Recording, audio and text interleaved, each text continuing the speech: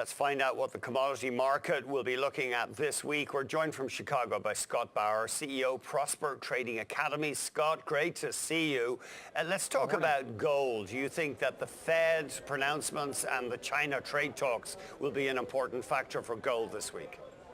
Yeah, I do. You know, gold's been just such an interesting trade over the last 12 months. You know, when there was such risk off in the marketplace, we didn't really see gold appreciate it. Now we're seeing it hover around 1,300.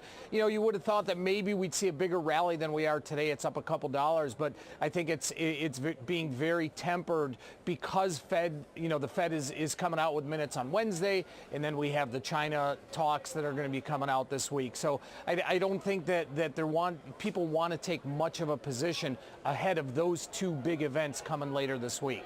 Pretty decent rally for gold. I know it's still down from 2018, early 2018. Pretty decent rally for gold, though, over the past few weeks.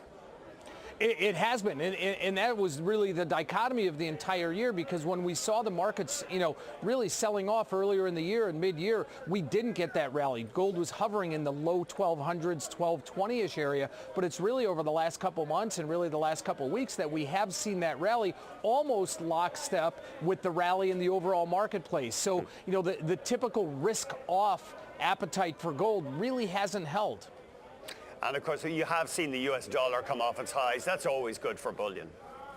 Big time, big time. That is probably the reason behind the rally more so than anything else at this point, is that we've seen it come off those highs. Let's talk about oil. Some in the market might be confused. Venezuela, their industry Yes. in a state of near collapse, and there's now two presidents apparently, hasn't seemed to have affected the oil market, and they are a significant supplier to the U.S. Yes, and you just hit the nail on the head. The word really is confusion, especially for traders, because with the geopolitical risk, with what's happening in Venezuela and the 500,000 barrels a day that's coming offline, you would have thought that really would have put some tailwinds behind, the price of WTI.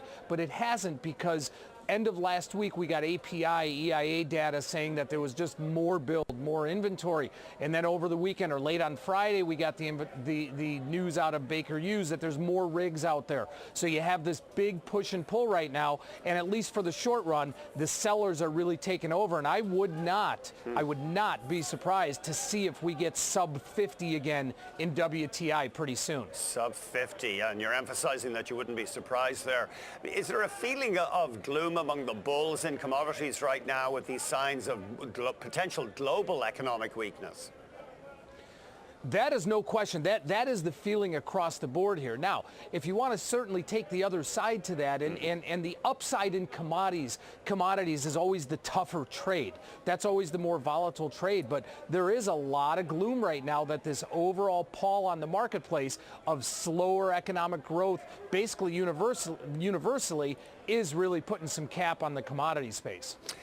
What trades do you suggest for this week?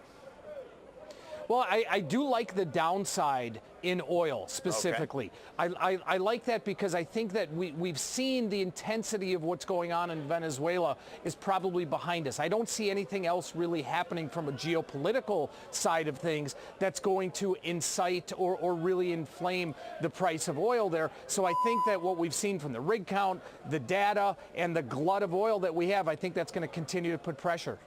And what about the farm commodities? Any thoughts there? I mean, presumably if China and America were to make real progress on trade, it would help the soybeans, for example. Well, you probably have the same coin that I do. It's got heads on one side and tails on the other. So, that's why we're seeing that volatility, because it's truly up in the air. And it's just a bet at this point as to what's going to happen. And just finally, I forgot to ask you about this. Copper, there's got to be pessimism there with the Chinese factories struggling. Big time, and that probably more so than gold, any of the precious metals. Copper is the one that probably has the biggest downside at this point because of the pressure coming out of China, because of that slow growth that we're seeing. Scott, thanks very much indeed. Have a great week in the markets. You as well. Scott Bauer, CEO, Prosper Trading Academy.